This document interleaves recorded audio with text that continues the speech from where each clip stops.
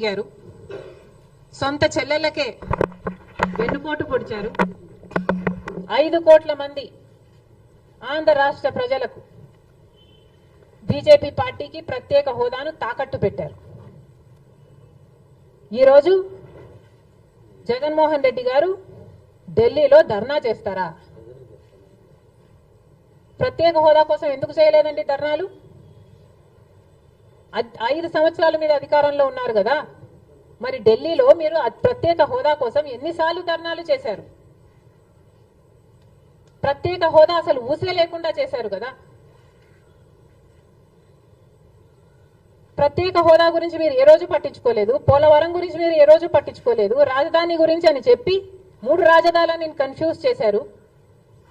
ఆఖరికి కడప స్టీల్ ఫ్యాక్టరీని కూడా మీరు పట్టించుకోలేదు. విశాఖ స్టీలు మన రాష్ట్రానికే తలమానికమైన అమ్మేస్తామన్నా కూడా పట్టించుకోలేదు. ఈరోజు మాత్రం ఢిల్లీకి వెళ్ళి ధర్నా చేస్తారట. మీ కార్యకర్తను చంపేస్తే ఢిల్లీకి వెళ్ళి మీరు ధర్నా చేస్తున్నారే, మరి మీ సొంత చిన్నాన్నను చంపేసినప్పుడు మీరు ఢిల్లీలో ఎందుకు ధర్నా చేయలేదు న్యాయం కోసం? జగన్మోహన్ రెడ్డి గారు సమాధానం చెప్పాలి.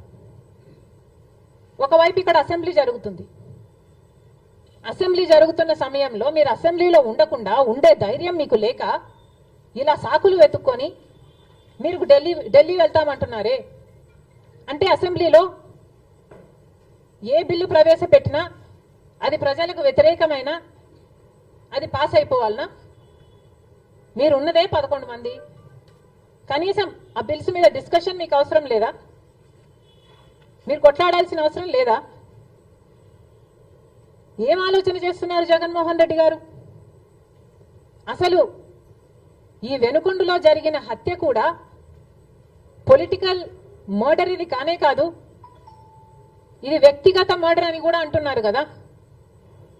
మేము ఏదో సాక్షి మీడియానో లేకపోతే టీడీపీ మీడియానో పట్టుకొని మాట్లాడటం లేదు. మా ఎంక్వైరీలు మేము చేసుకొని న్యూట్రల్ మీడియాతో లోకల్ గా మేము మాట్లాడిన తర్వాత మేము వచ్చిన కన్క్లూషన్ ఏమిటి అంటే ఇది వ్యక్తిగత మర్డర్. మొన్నటి వరకు కూడా హత్య చేసిన వాళ్ళు, హత్య గురైన వాళ్ళు ఇద్దరు వైసీపీతోనే ఉన్నారు.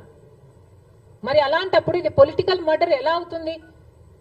ఈ పొలిటికల్ మర్డర్ అని మీరు చెప్పి మీరు ఢిల్లీకి వెళ్ళి ధర్నా చేస్తున్నారా? దేనికి? మీ ఉనికి కాపాడుకోవడం కోసం, మీ పార్టీ కోసం అని చెప్తున్నారు. ప్రజలు ఏం ఆలోచిస్తారు? ఈరోజు వరదలు వస్తున్నాయి మన రాష్ట్రంలో, వారిని వెళ్ళి పరామర్శించాలని మీకు అనిపించలేదు. కానీ వ్యక్తిగత మర్డర్లో మీ పార్టీకి సంబంధించిన ఇద్దరు కొట్టుకొని చచ్చిపోతే ఈరోజు మీరు ఢిల్లీకి వెళ్ళి ధర్నా చేస్తారా?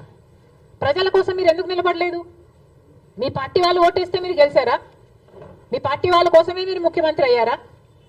5 సంవత్సరాలుగా మీరు ప్రజల కోసం పనిచేయలేదు, కానీ ఈ రోజు ఢిల్లీకి వెళ్ళి ధర్నా చేస్తారట. సిగ్గుండాలి కదా. కానీ ఈ విషయంలో పోలీసులను కూడా అడుగుతున్నాం. నడి రోడ్డు మీద ఇలా హత్యలు చేసుకుంటుంటే పోలీసులు ఏం చేస్తున్నారు? ఆంధ్ర రాష్ట్ర పోలీసులుగా మీ బాధ్యత కాదా లా అండ్ ఆర్డర్ మెయింటైన్ చేయడం? ముఖ్యమంత్రి గారు, డిప్యూటీ ముఖ్యమంత్రి గారు చంద్రబాబు గారు, పవన్ కళ్యాణ్ గారిని కూడా ప్రశ్నిస్తున్నాం. మీ హయాంలో నడి రోడ్డు మీద ఇలా మర్డర్లు జరిగితే మీరు బాధ్యులు కారా? మీకు ఆపాల్సిన బాధ్యత లేదా? లా అండ్ ఆర్డర్ ఉన్నట్టా చచ్చిపోయినట్టా మన రాష్ట్రంలో?